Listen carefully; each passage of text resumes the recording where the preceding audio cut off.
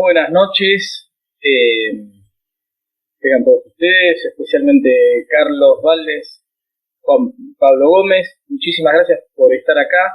Y bueno, y están acá precisamente para darnos unos mini cursos, unas capacitaciones de las que tanta falta nos hacen, y a los que las saben por ahí viene muy bien recordarlo, ¿no? En esta oportunidad,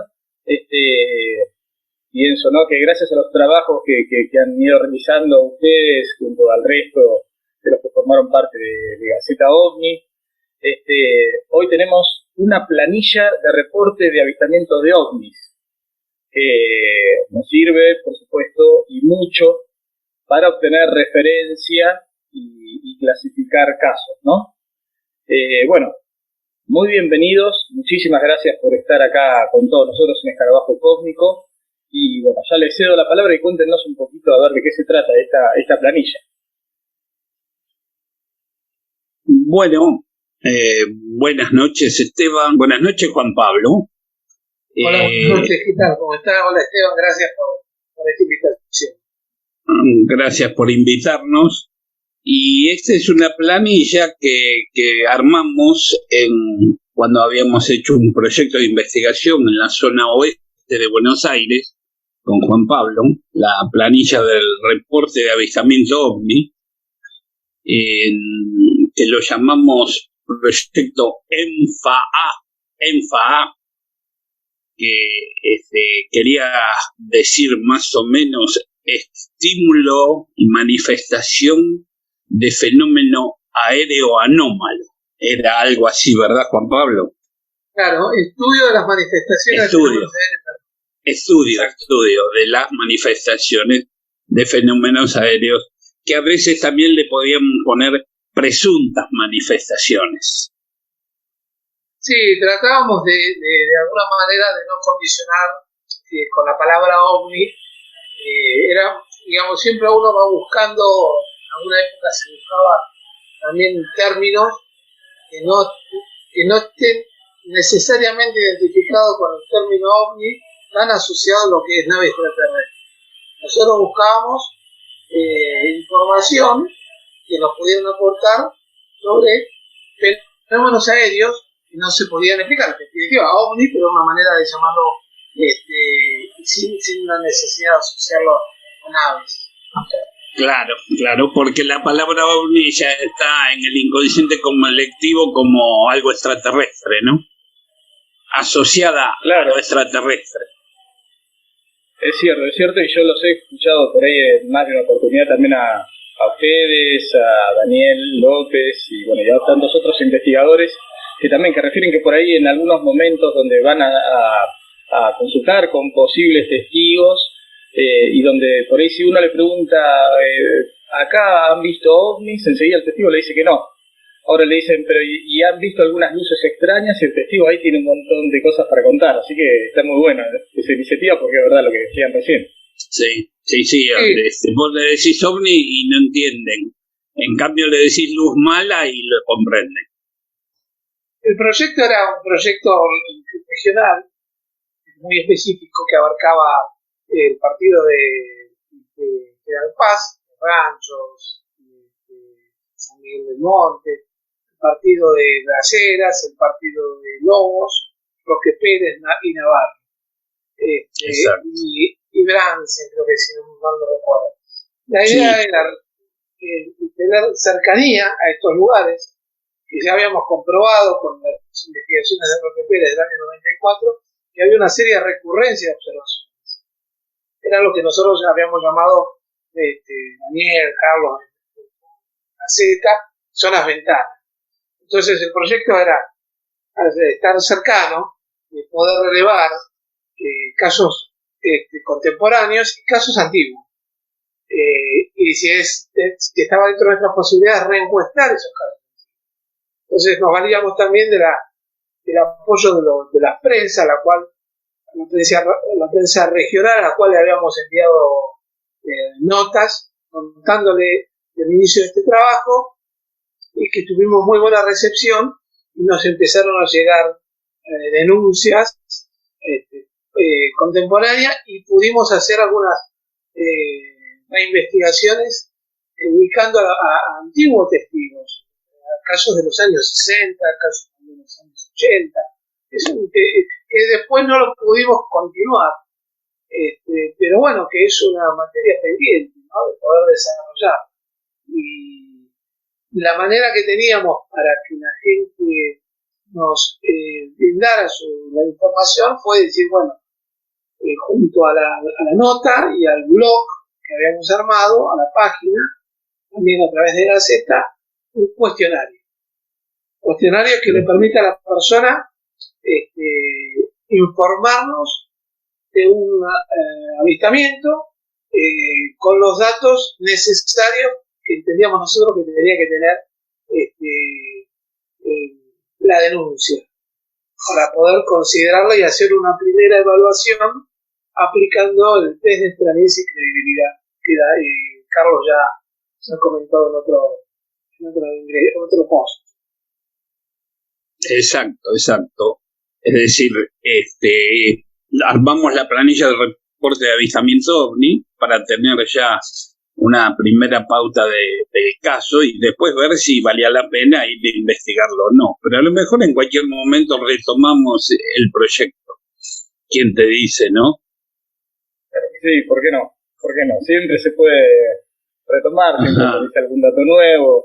Ustedes ahora, Juan Pablo y Daniel, habían estado de vuelta en Roque Pérez y por ahí volvieron a charlar con testigos que ya habían prestado su declaración. Así que sí, por supuesto está bueno mantener toda esa información, ¿no? Sí. Siempre se puede volver a utilizar. Yo digo que en estos casos, perdón, Carlos, es interesante también hacer el trabajo del que hablábamos el otro día, Esteban, de recopilación de casos antiguos, la casuística, como nos llamamos en el ambiente OVNI, la casuística OVNI de una región, de un lugar, de un partido, porque también es parte de la historia del mundo, es parte de la historia social del mundo, que en algunos casos es mayor o menor, con mayor o menor trascendencia que haya tenido, pero también que hace a la comunidad, a la historia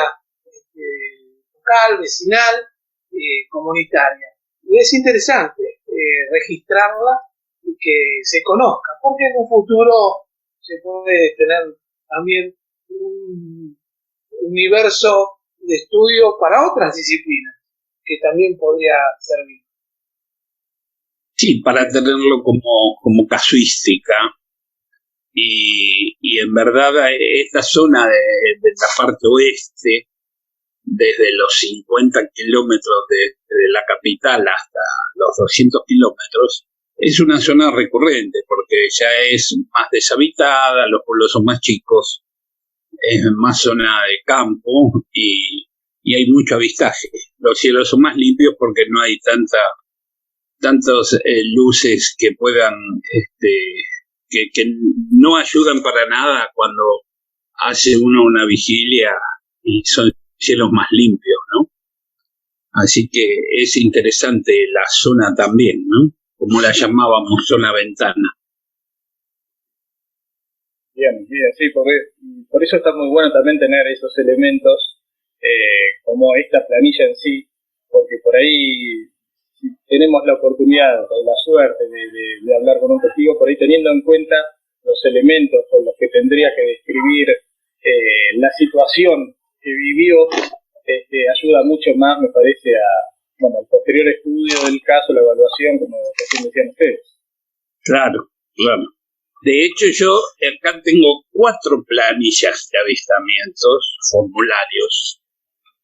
Uno de ellos es del CUFOS y otro es de la Secretaría de Marina, de cuando estaba la comisión de la Marina que investigaba el Servicio de Inteligencia Naval y que tiene 15 hojas, es decir, 30 carillas, 30 páginas. Como era muy grande, demasiado, también tiene un caso ocurrido en Calafate, en Santa Cruz.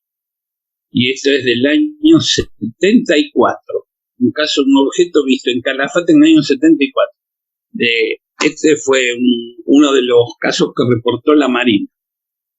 Pero elegimos la planilla mejor hecha, que es la que elaborada por Juan Pablo Gómez y Carlos Alberto Vale, planilla de reporte de avistamientos ovnis, que es más corta, más concisa, pero que tiene todos los elementos necesarios para evaluar de un primer momento un avistaje, según el testigo, ¿no?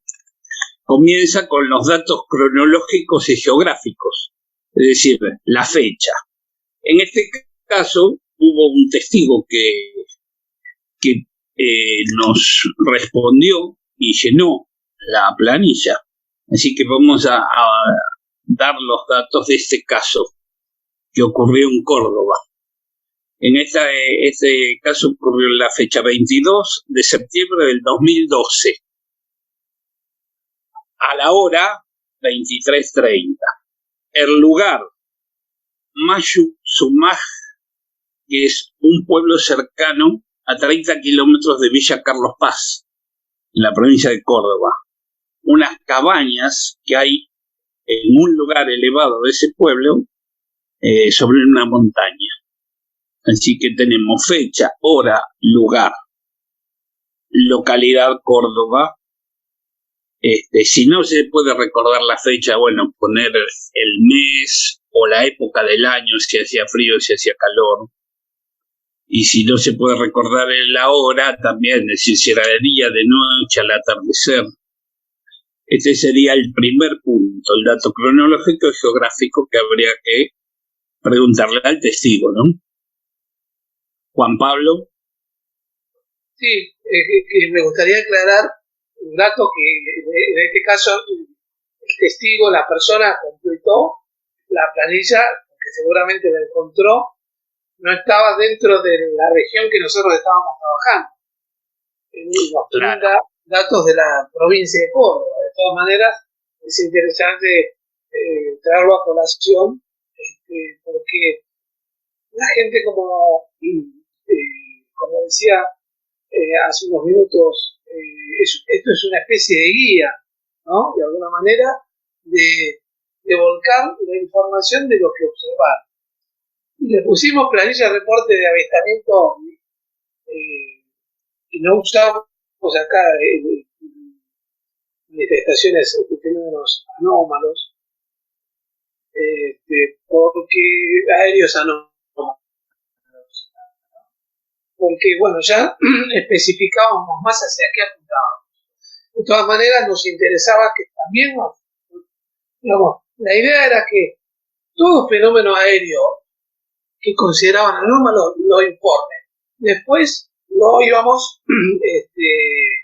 puliendo en base al cuestionario, donde ya apuntábamos a lo que era la cuestión ovni. Entonces, esto al menos le servía a la persona que quería describir lo que observó como una guía de información, de datos, que es lo fundamental, para que empiece a volcar y tener una primera digamos, mirada para poder evaluar a prima facie el hecho.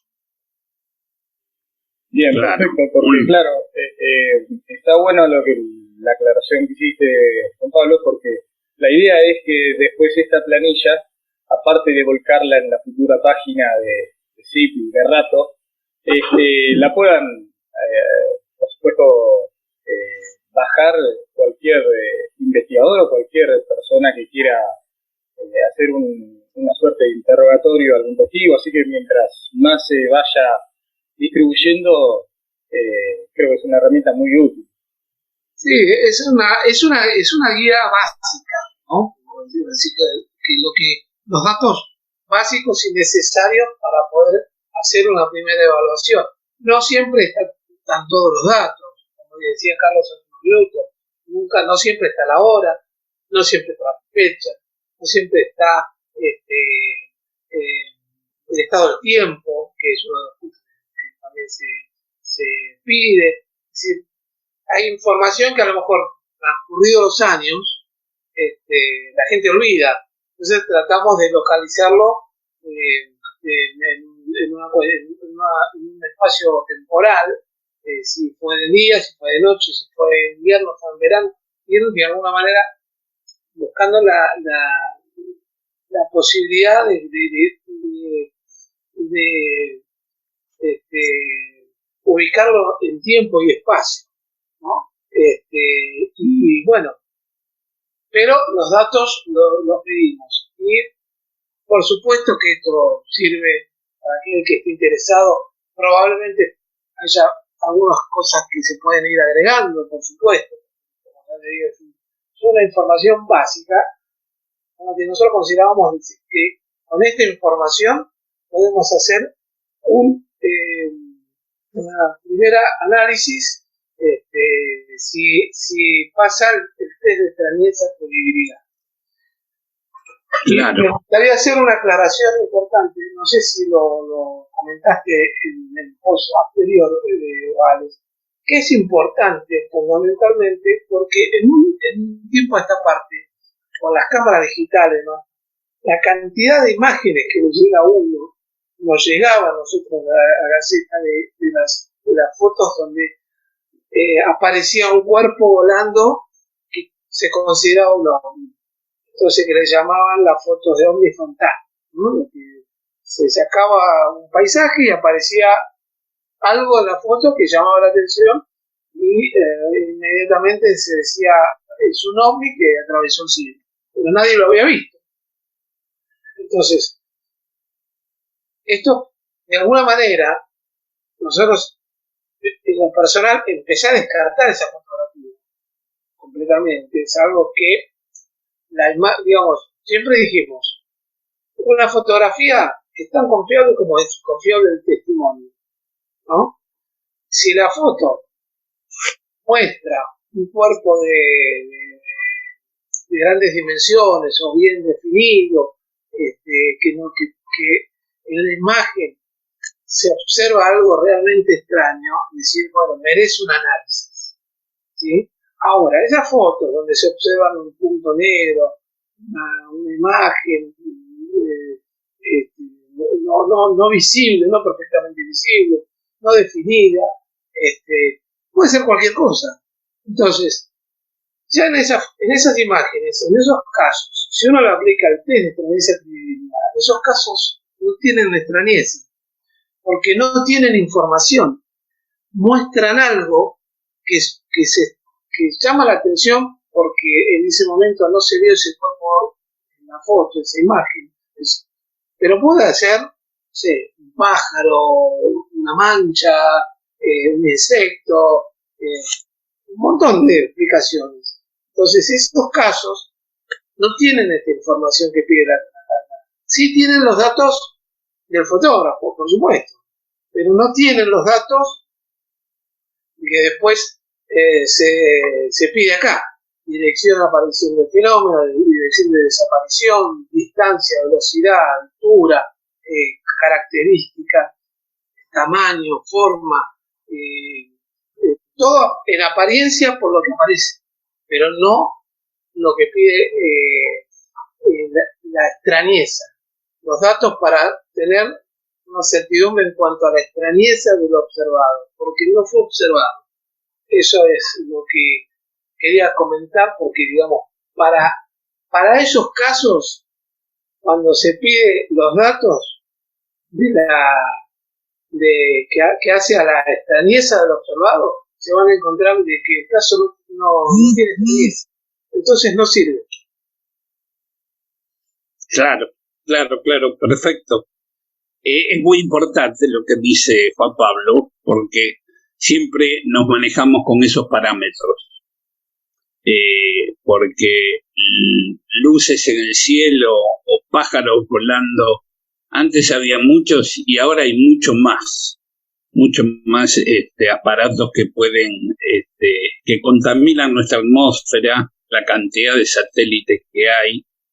Y bueno, y una foto de una luz en el cielo, que la vean o no la vean, sea un ovni fantasma, si es ovni fantasma ya lo descartábamos, porque puede ser reflejo, puede ser un montón de cosas. Y si es una luz que hace una trayectoria rectilínea, tampoco tiene extrañeza.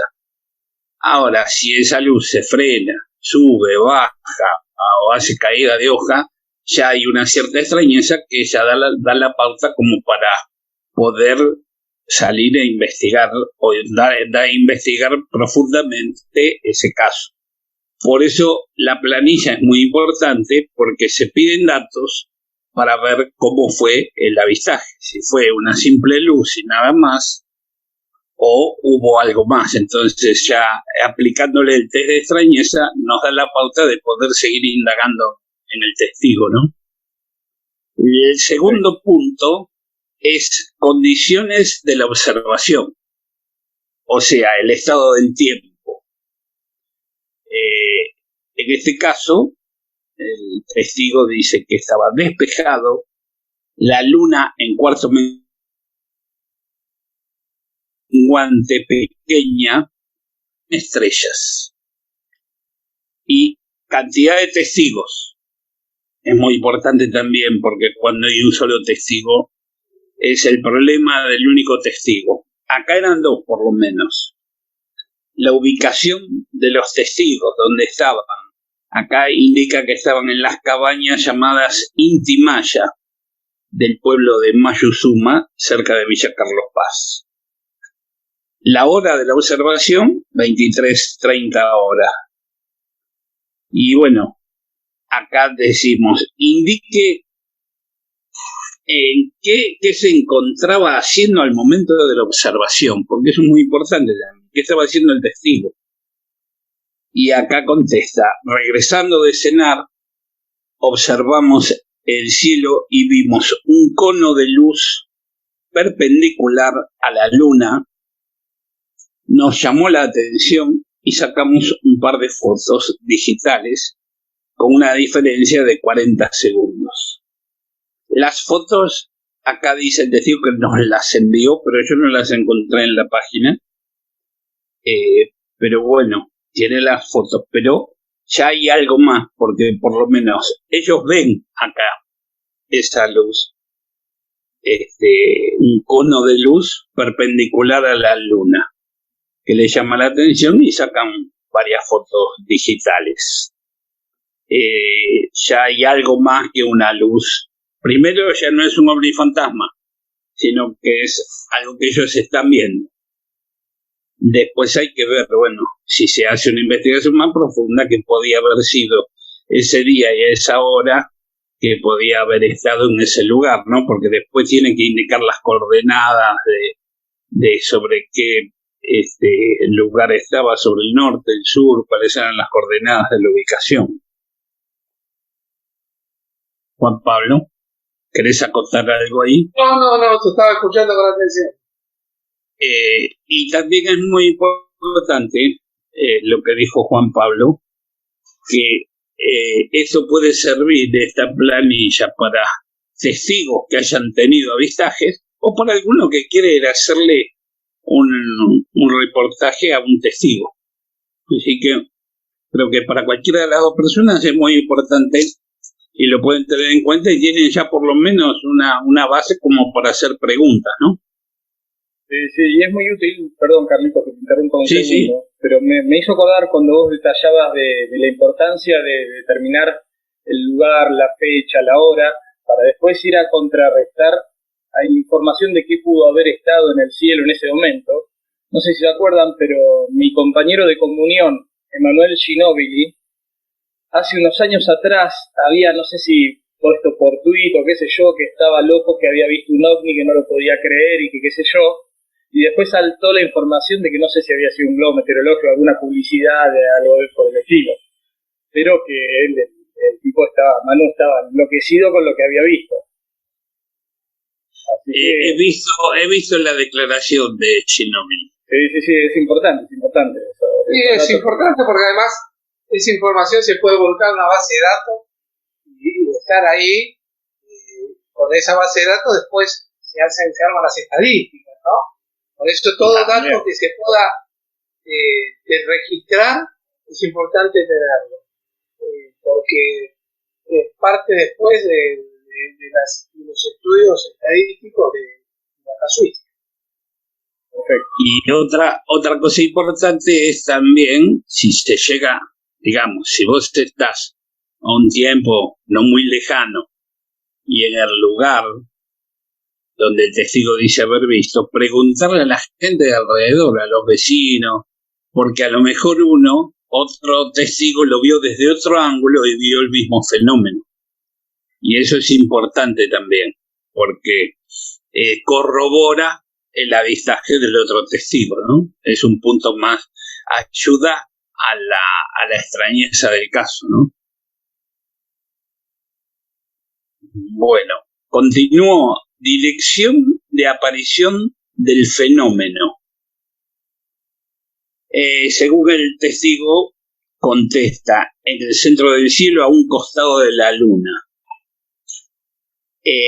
Dirección de desaparición del fenómeno. Acá hay una aparición y una desaparición. El cono de luz se desvaneció en poco tiempo. Es decir, vieron un cono de luz cerca de la luna, que era lo que tenían como referencia, y luego desapareció. Y la distancia del fenómeno no pueden determinarlo muy exacto, porque es muy difícil saber a qué distancia vos estás viendo esa luz. No lo puedes determinar. Acá me gustaría hacer sí. Quería hacer una aclaración en cuanto a lo que pide el cuestionario que habíamos armado. Es decir, uno trata de que la persona indique los puntos cardinales de observación y desaparición, ¿no?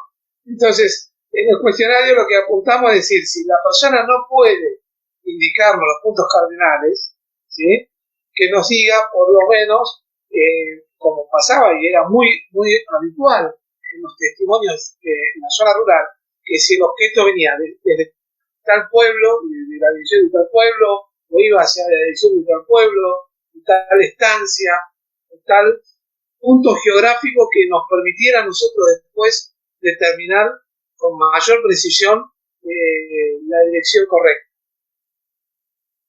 Eso por un lado. Y por el tema de horarios, y en cuanto al tema de la distancia al fenómeno, también aclarábamos si no lo puede determinar, ¿no? Una luz en el cielo, de noche, no hay puntos de referencia, entonces probablemente no se puede determinar, pero si ahí aparece, obviamente que son datos subjetivos, ¿no? Al menos la distancia. Que nos diga, bueno, que indique si era muy cerca, lejos o muy lejos, ¿no? De alguna manera darle la posibilidad de que no necesariamente nos diga metraje, sino apreciación de distancia básica. Claro. Bueno, por eso decía acá la dirección de aparición del fenómeno. Él decía, del centro del cielo a un costado de la luna. La de desaparición, el cono de luz se desvaneció en poco tiempo. La distancia al fenómeno, él dice, desde la montaña hacia el firmamento. Es decir, él lo ve entre la montaña y el firmamento, esta luz. La altura del fenómeno es la que no puede evaluar. Dice, no se puede evaluar. Y la duración de la observación, 1 minuto. Es decir, todos estos puntos son importantes. Y también es importante preguntarle en qué ángulo llega a ver al fenómeno. Es decir, sabemos que sobre nuestra cabeza son 90 grados, hasta el piso son 90 grados. Si está en el medio, estamos a 45 grados y de ahí puede determinar si lo vio a 30 grados, a 50, 60. Porque también eso es importante de determinar más o menos a qué altura se lo ve, porque si lo ve a 90 grados, sabemos que está muy alto, supuestamente. Después tenemos como tercer punto, característica del fenómeno. la característica del fenómeno, si el fenómeno es solo una luz, si es un objeto con luces. Y el testigo dice, es estela luminosa en primera instancia. Es decir, en primera instancia él ve una estela luminosa junto con el otro testigo. Y en las fotos se revelan objetos circulares. Esto es importante, ¿eh? El tamaño no lo puede determinar, pero es importante. Estela luminosa, en primera instancia, con las fotos se revelaron objetos circulares, es decir, que en las fotos aparecería más de una luz, llamémoslo luz, o estímulo luminoso, en primera instancia. En primera instancia aparece como una estela luminosa, pero bueno, también la foto puede engañar y la vista puede engañar, todo nos puede engañar. Pero da una extrañeza importante al ver ellos una estela luminosa y después en la foto ver supuestos objetos circulares, ¿no? Llama la atención. El otro punto es que el testigo describa qué es lo que vio con todo lo que pudo haber visto en su experiencia, que narre. Y acá el testigo se explaya diciendo que el sábado 22 de septiembre del 2012, alrededor de las 23:30 horas, estando en una localidad de Córdoba cercana a Carlos Paz, en un pueblo llamado Mayuzumaj, en la montaña, observé en el cielo una luminosidad extraña con forma de cono. Había luna en cuarto menguante, pero pequeña. El resto del cielo estaba oscuro sin estrellas. Como me llamó la atención, saqué 2 fotos con una diferencia de 40 segundos entre cada una de ellas. En la primera foto se puede ver 2 círculos del lado derecho de la luna, uno por encima del otro, a las 2 y a las 4 horas, considerando la luna como el centro del cuadrante. En la segunda se observa nítidamente un círculo y prestando atención se observan otros 4 más. Si tomamos en cuenta que la luna es el centro del reloj, los 5 círculos se encuentran a las 9, a las 11, a las 13, a las 15 y a las 18. ¿Se entendió más o menos eso, no? Dice, les sugiero poner el zoom para ver con más nitidez la foto. Bueno, pero no la tenemos. Sinceramente, estoy bastante asombrado. No es truco ni mancha de la cámara digital, ya que los círculos cambiaron de lugar o aparecieron más entre una foto y la otra. El círculo grande que se aprecia en la segunda foto no era visible a simple vista. Yo solo veía la estela extraña, la estela luminosa. Tampoco es una mancha de la lente porque saqué muchas fotos ese fin de semana y todas salieron bien. Y en ese momento él decía que todavía tenía las fotos en la cámara. Bueno, hasta acá es la descripción del testigo, que se ve que hay una extrañeza importante porque están viendo en la segunda foto, ve 5 círculos. A las 9, a las 11, a las 13, a las 15 y a las 18. Y en la primera foto ve 2 círculos a las 2 y a las 4. Así que o era algo que se estaba desplazando o era algo que estaba girando y se pudieron llegar a ver más luces. Llama la atención esta descripción, ¿no, Juan Pablo? ¿Te escuchaste? Es un cuestionario, digamos, es una información que subió a otra página, ¿no? Claro. No estaba estas imágenes a disposición. Pero claro. Bueno, intentando ubicar al testigo, sí. vivió ese suceso para ver si se puede tener más información. A pesar de que no se trata de la región que habíamos testigos. Claro, porque como le decía a Esteban, con esto de las fotos puede ser que tenga un poco de mayor extrañeza el caso, al ver que en la segunda foto hay 5 círculos que ve y estando todos haciendo un círculo también entre ellos, ¿no? Es interesante, ya toma un poco más de extrañeza. Pero bueno, habría que ver. Luego, si el fenómeno se encontraba a baja altura o sobre el terreno, bueno, esto ya lo describió que fue en el cielo. Después se le pregunta si observó entidades asociadas al fenómeno. Acá no, porque no ha visto seres. En ese caso sería un caso de un encuentro cercano del tercer tipo.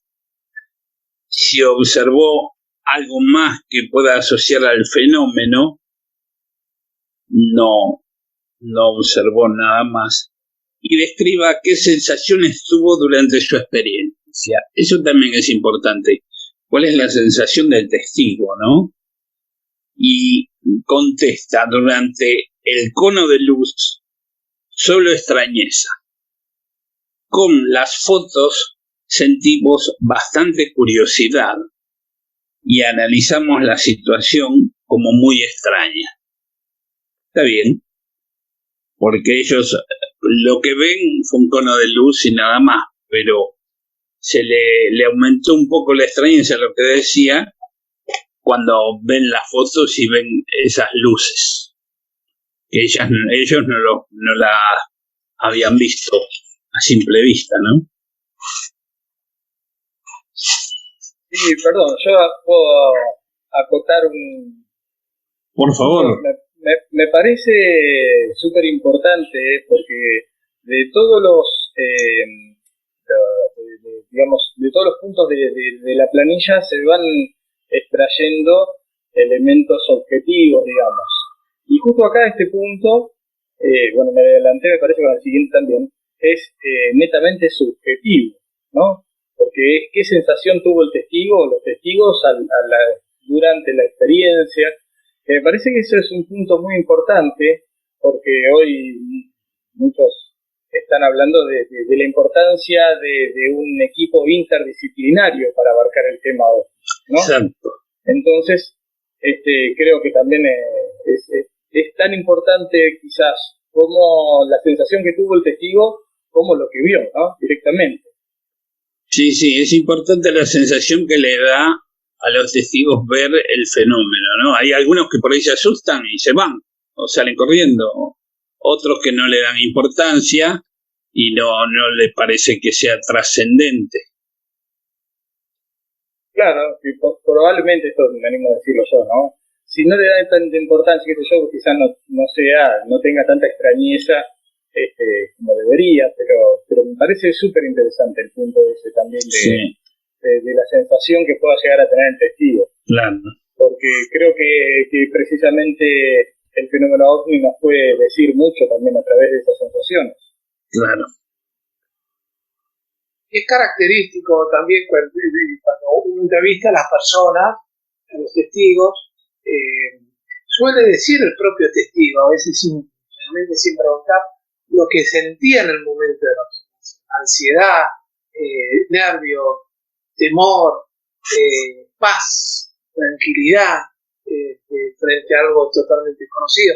Estamos hablando de casos distantes, donde el fenómeno a lo mejor está distante, o de casos donde el testigo está cercano y está interaccionando con los testigos.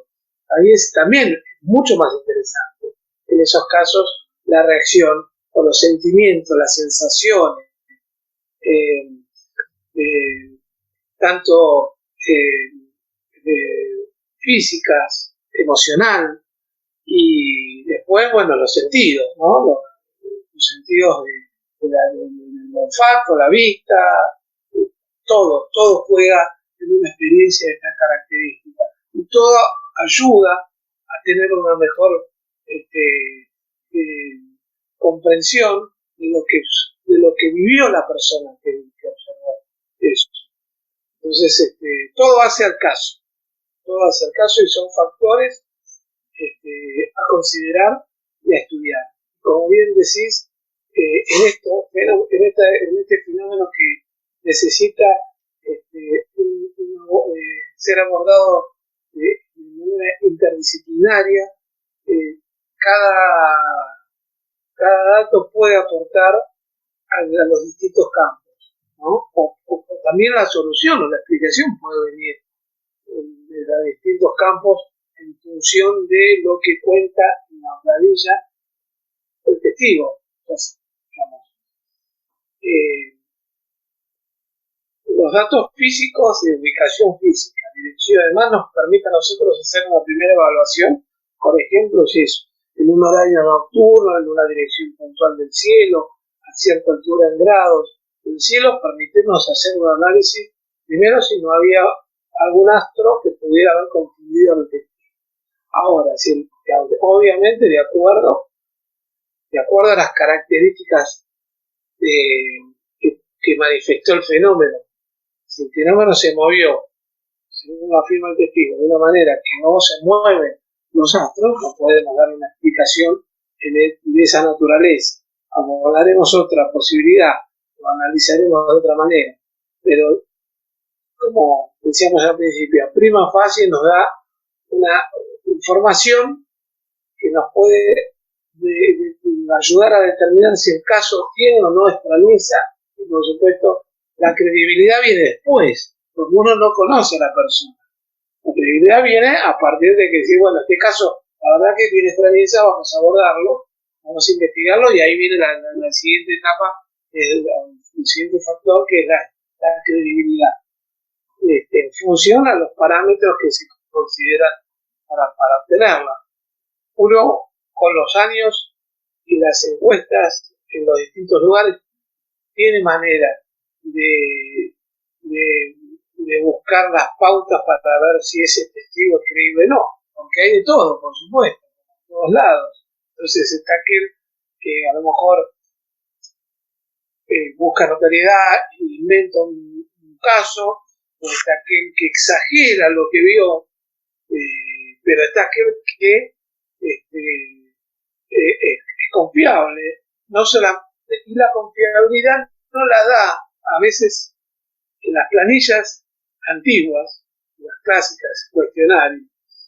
Realmente se atribuye la confiabilidad a si la persona tiene un título universitario, si la persona tiene un estatus social alto, medio, es decir, un poco prejuicioso, porque como que la persona que de entrada no tiene credibilidad o tiene mínima credibilidad, porque se asocia que los conocimientos de los fenómenos atmosféricos, digamos, cierta conocimiento básico que puede brindar una escuela secundaria, es decir, le permite al observador discriminar una cosa de otra.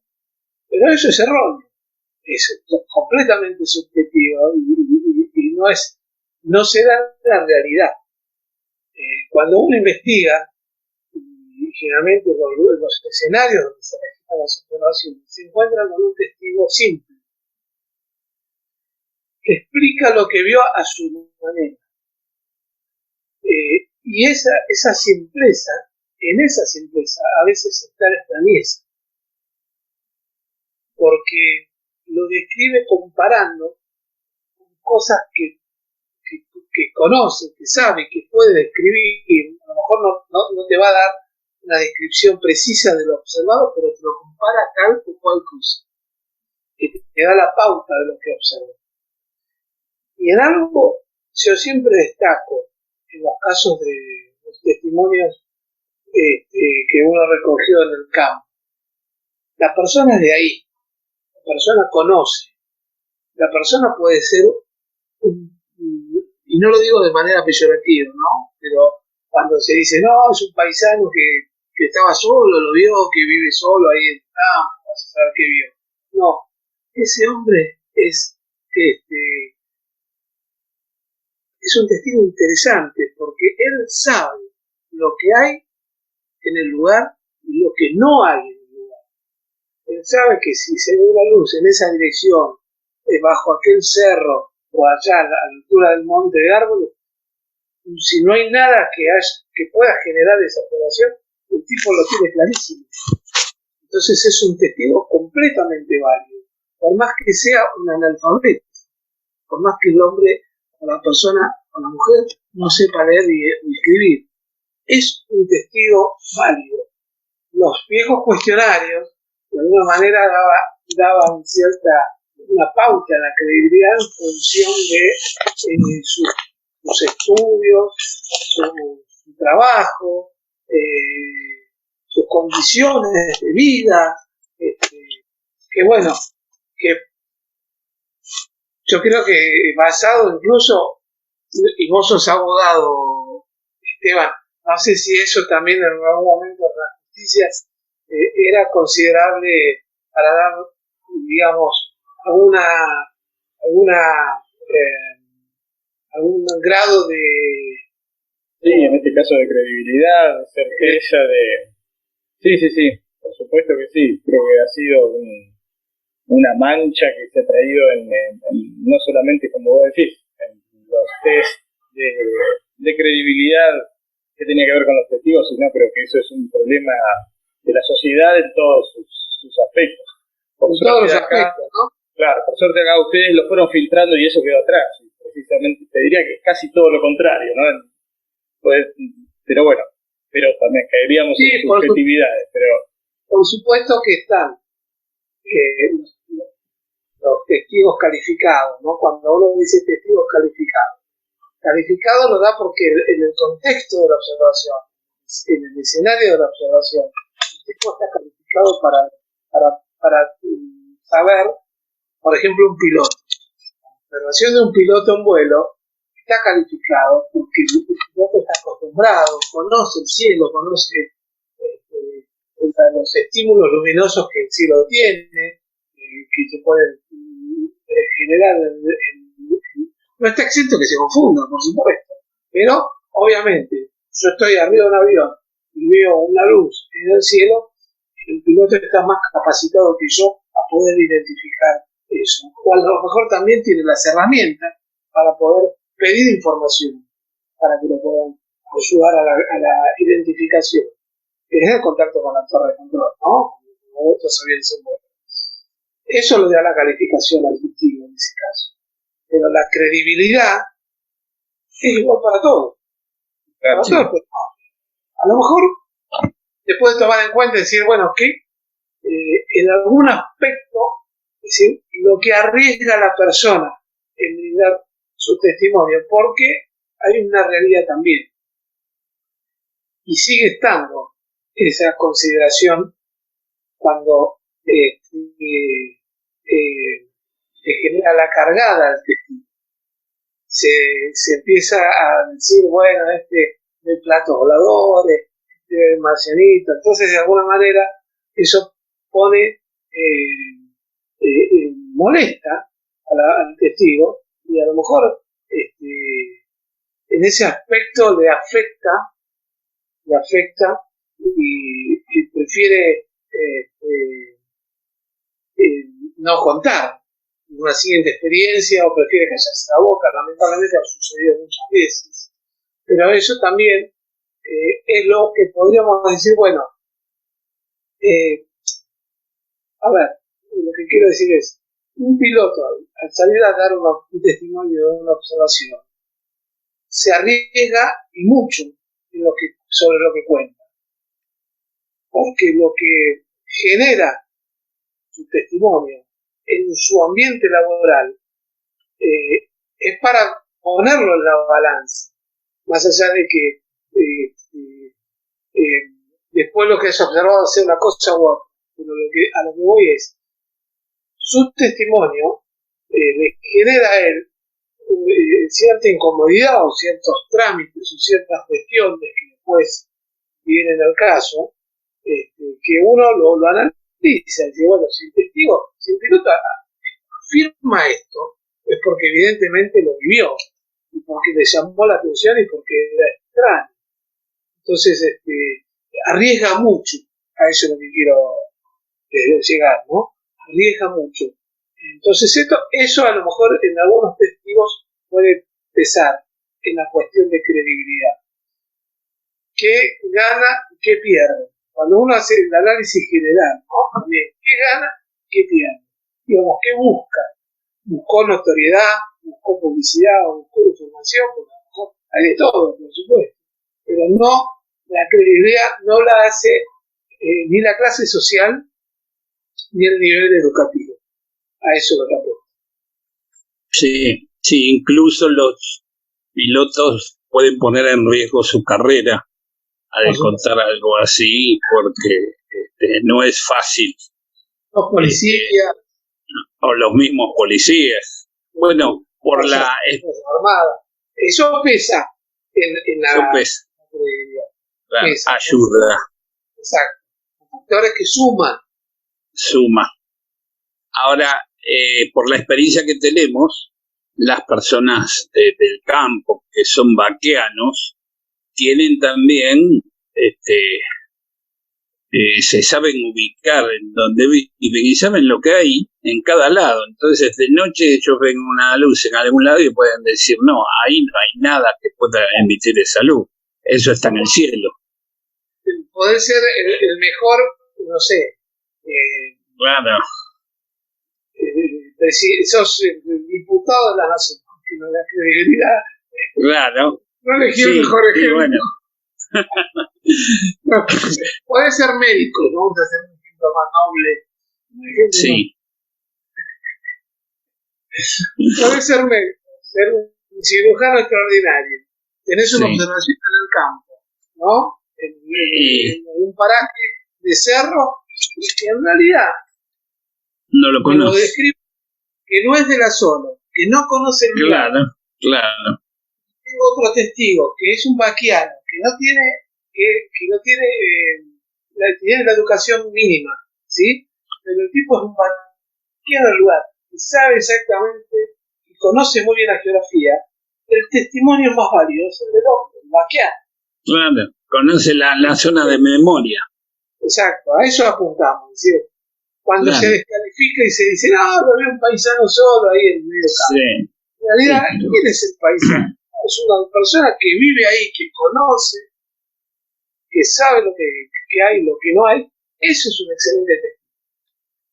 Y también la gimnasia que podés tener en entrevistarle a los testigos, en donde vos podés ver si la persona puede que te esté mintiendo o no. Es decir, podés llegar a sospechar de que quizás no es verdad lo que te dice, porque también hay formas, cómo se maneja en la comunicación verbal, en la comunicación física, todo eso. Si comienza, testigos que han comenzado a transpirar o a tartamudear cuando te están contando, claro, con las referencias de la comunidad, ¿no? Claro, y entonces vos decís, no está mintiendo, ¿viste? O que se le empiezan a llenar los ojos de lágrimas, algo le pasó. En este caso, este es un caso de como lo determina Hynek, de luces nocturnas, ¿sí? En la clasificación de Hynek. Pero están los casos del tercer tipo, del primer tipo, del segundo tipo, del tercer tipo. Los testigos, a medida que el objeto o el fenómeno se acercan más al testigo, hay más preguntas para hacerle, muchas más. ¿Por qué? Porque ella comienza a ver más detalles que viendo una luz sola en el cielo no se ven.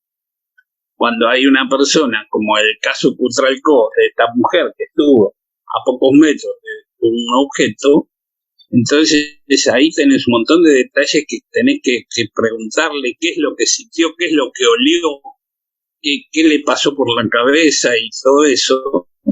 Y la forma, los colores, hay un montón de detalles que la persona los tiene y en verdad esta mujer estaba muy bien ubicada, no tuvo miedo y hasta quería saber qué era lo que había dentro de ahí, si de dónde venían o qué era eso, si era un arma terrestre. Es decir, esos son los casos más interesantes, ¿no? Los de tercer tipo, cuando ya están cerca a menos de 150 metros del objeto, como por la clasificación de Jaime. En definitiva, concluyendo la guía este cuestionario básico, es fundamentalmente para tener un análisis, una primera mirada, un análisis a prima facie de la extrañeza del observado. Si el caso se vuelca a la extrañeza de credibilidad, merece ser investigado con mayor profundidad, ¿no? También dependerá de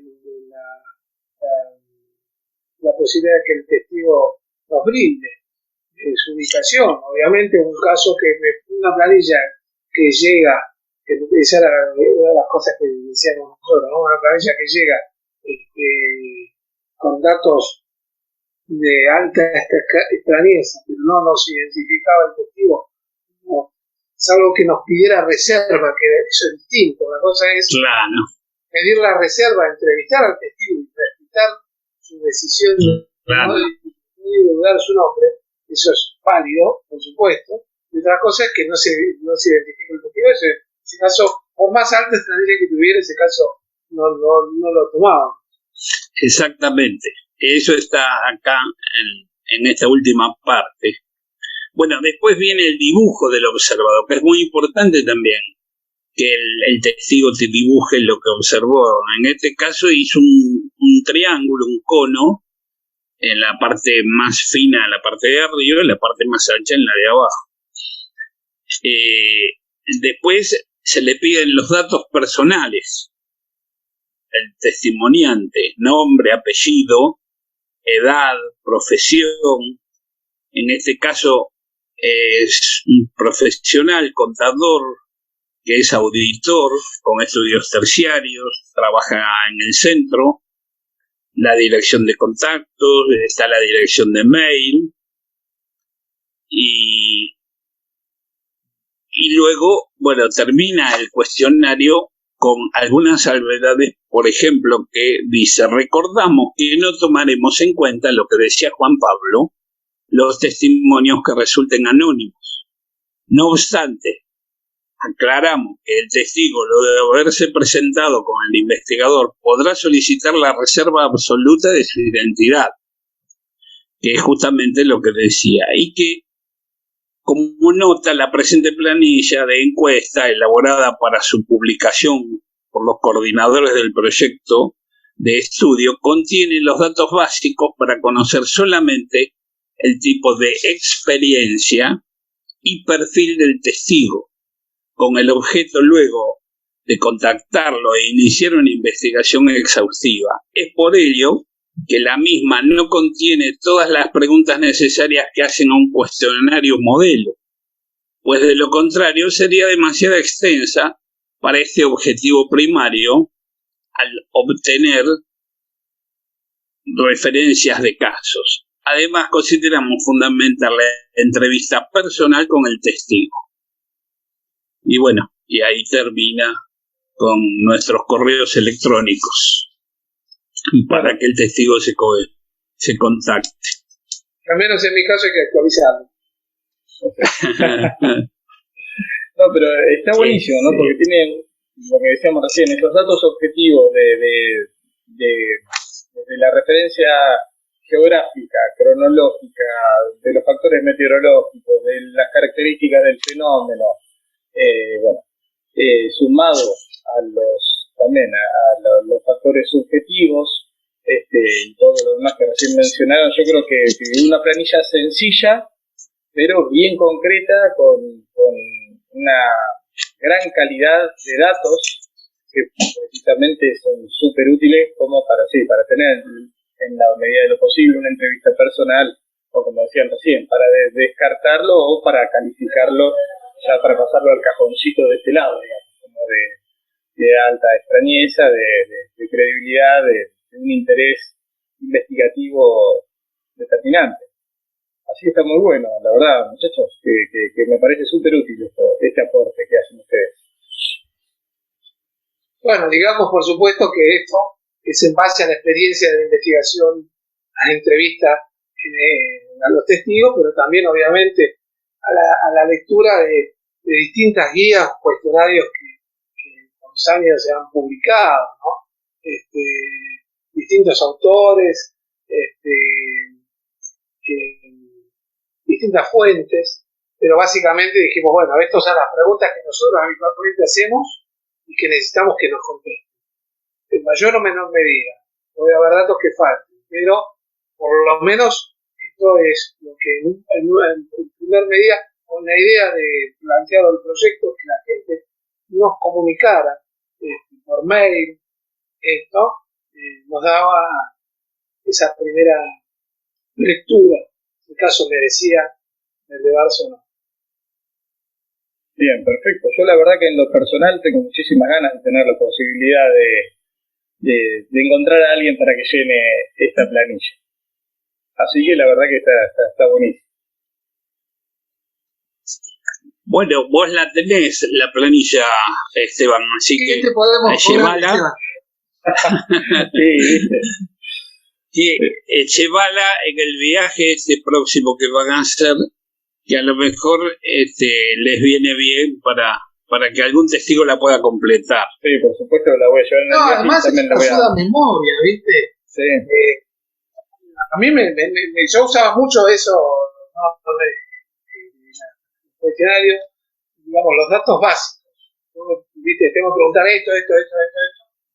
Después viene lo que va surgiendo las preguntas en función de lo que cuenta el testigo. Pero, digamos, no olvidarse de estos datos porque después, si no, muchas veces me ha sucedido de tener que volver a comunicarme con el testigo y preguntarle esas cuestiones que a lo mejor en ese momento uno no le viene a la mente. Impedirlo, pero bueno, es parte del oficio. Sí, no, por supuesto, sí que la vamos a poner acá también en el canal para que aquellos interesados puedan sacar bien los datos, una copia de la planilla, y por supuesto que todos estaremos ansiosos de empezar a completarlas, así que Claro. muy agradecido. De hecho, y después con respecto a los cuánto me pueden cobrar, bueno, yo no sé cuánto les puedo pagar, pero por supuesto que empezando como está, con un abrazo fuerte y algo más seguramente también cuando nos podamos ver. No, por favor, no. Es una broma, ¿no? Todo eso, ¿no? Nunca ganamos un peso. Jamás. No. En verdad, no. Creo que fue cuando fuimos a Roque Pérez con el canal de Infinito que nos pagaron el almuerzo. Y creo que la por el nafta. Pancho y por la coca. Claro. Es Pancho y la coca.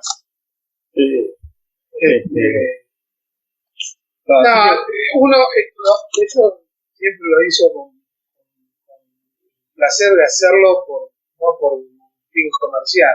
Nunca tuvimos ese objetivo. Simplemente decir, bueno, tener buena información. Eso es importante y siempre quisimos transmitir.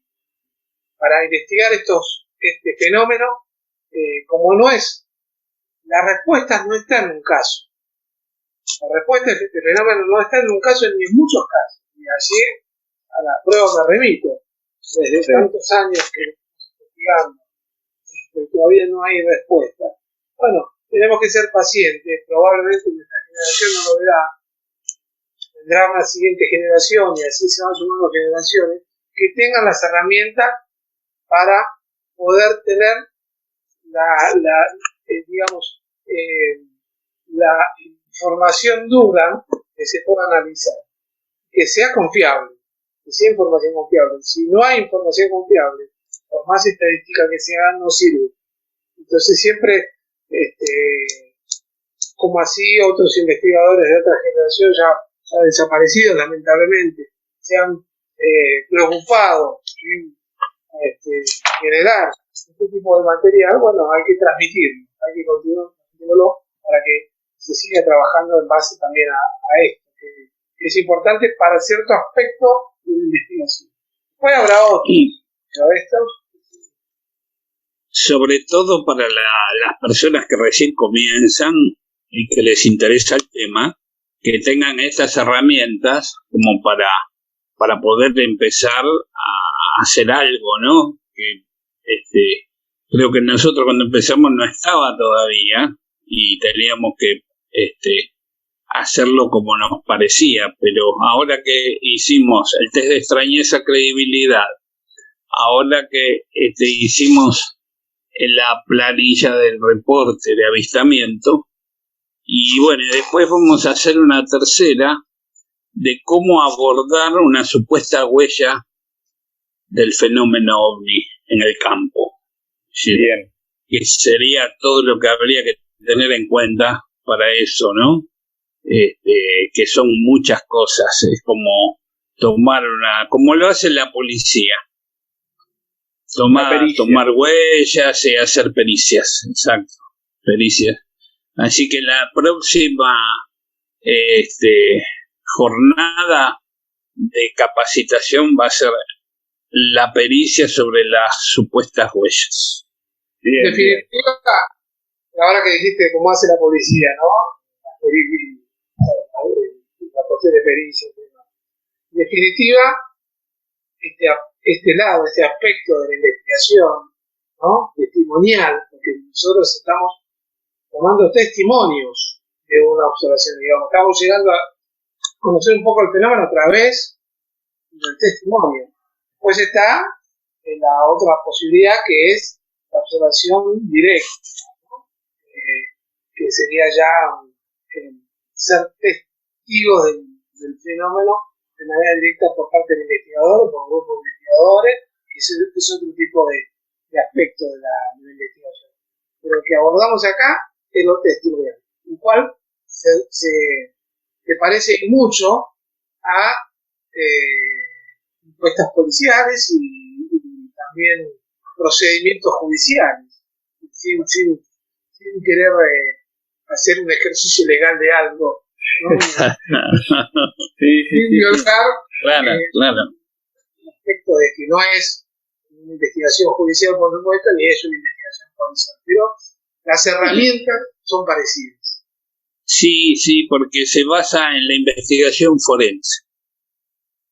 Claro. Sí. La verdad que, bueno, yo les agradezco infinitamente, no solamente el haber estado hoy compartiendo esta tan gratísima y útil charla o clase, diría yo, si me permiten, bueno, capacitación, sino también por todos los años de investigación que han tenido, que tienen y todavía todos los que les resta, porque precisamente a todos los que nos interesa el fenómeno OVNI, nos nutrimos directamente de todos los pasos, como ustedes decían hace un ratito, que han ido dando, ¿no? Es mucho más fácil arrancar ahora cualquier proyecto, sea de investigación, de divulgación o simplemente el interés que uno tiene en el tema, gracias a todos lo que han avanzado ustedes. Y ya por supuesto me han contado algunas y me van a contar muchas más experiencias todavía ya en el campo de la investigación en sí, con experiencias personales que capaz que ya han tenido, pero eso lo vamos a dejar para más adelante.